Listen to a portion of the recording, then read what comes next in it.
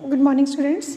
Yesterday we completed law of variable proportion, and today I am going to start what are the various reasons of increasing returns to factor.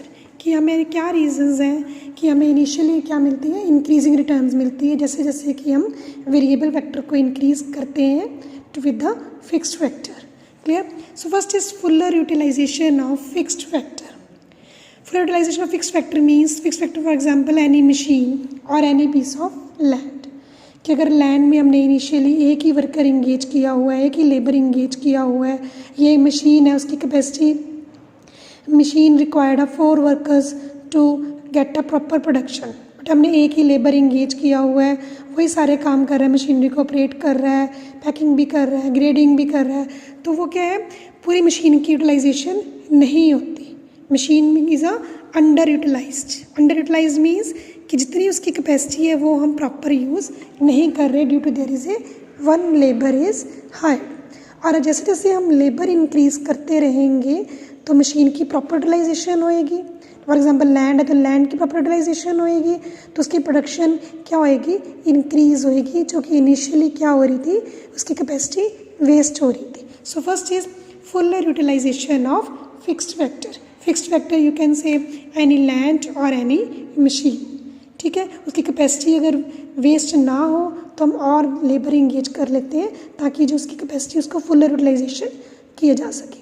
Clear? क्योंकि एक labour इतना efficiency काम नहीं कर सकता कि वो मशीन को पूरी तरह से ऑपरेट करे.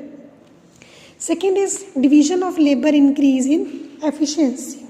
अब जैसे मैंने बताया कि एक ही लेबर है, पूरी मशीन को वही ऑपरेट कर रहा है, वही इनपुट्स उसमें मशीन में पैकिंग कर रहा है, वही उसकी ग्रेडिंग कर रहा है प्रोडक्ट की, वही पूरे प्रोसेस में वही सारे काम कर रहा है. क्लियर? इट मीन्स कि एक लेबर इतना एफिशिएंटली काम नहीं करेगा, उतनी मशीन की वेस्टेज भी होएगी. और अगर हम और लेबर इंगेज करेंगे तो एक प्रोसेस बेस्ड डिवीज़न हो जाएगी. प्रोसेस बेस्ड डिवीज़न मीन्स कि एक ही जैसे मशीन को एक पर्सन ऑपरेट कर रहा है, एक पर्सन उसमें प्रोडक्ट को इनपुट कर रहा है, उसमें एक प्रोडक्ट उसकी पैकिंग कर रहा है, कोई इसकी ग्रेडिंग कर रहा है. It means process based production होगी. हर एक लेबर अपना अपने अकॉर्डिंग काम कर रहा है. और अगर लेबर प्रोसेस बेस्ड लेबर होएगी तो ऑब्वियसली उनकी एफिशिएंसी भी क्या इंक्रीज़ होएगी.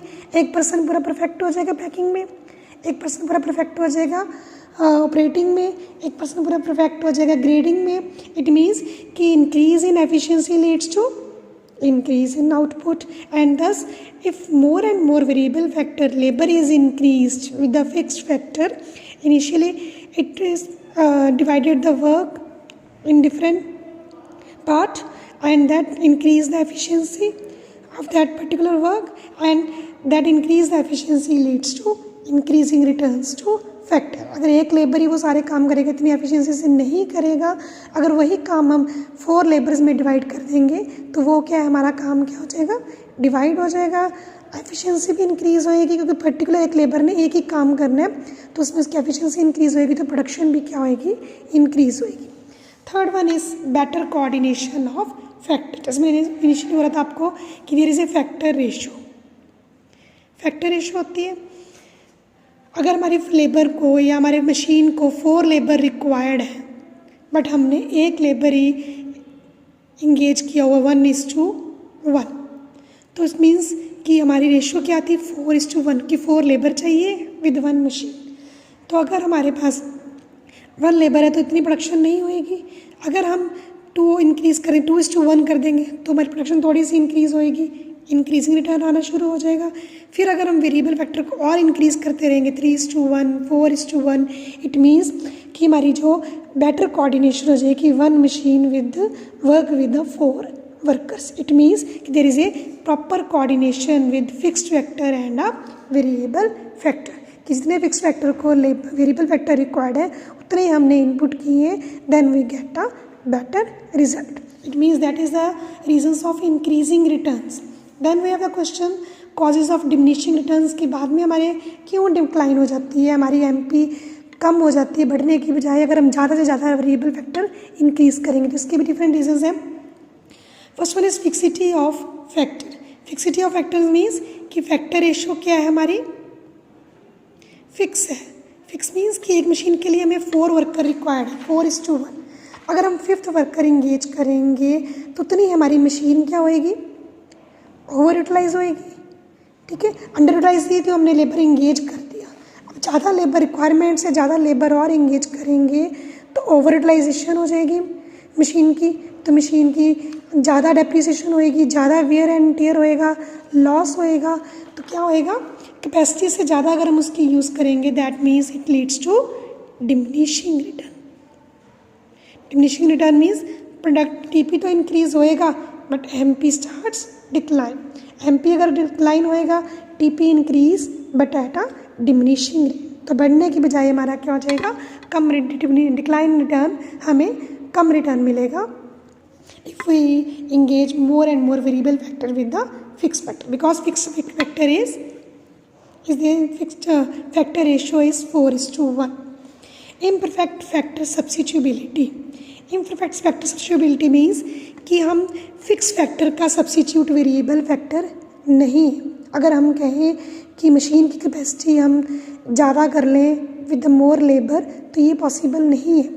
जितनी मशीन की कैपेसिटी है वो उतने ही प्रोडक्ट प्रोड्यूस करेगी, चाहे हम 10 लेबर लगा लें चाहे हम 20 लेबर लगा लें। इट मीन्स कि फिक्स फैक्टर का सब्सिट्यूट वेरिएबल फैक्टर नहीं है। अगर हमने कैपेसिटी इंक्रीज करनी है तो we have to install more machinery, हमें फिक्स फैक्टर को भी इंक्रीज करना पड़ेगा बट शॉर्ट रन में वो पॉसिबल नहीं है।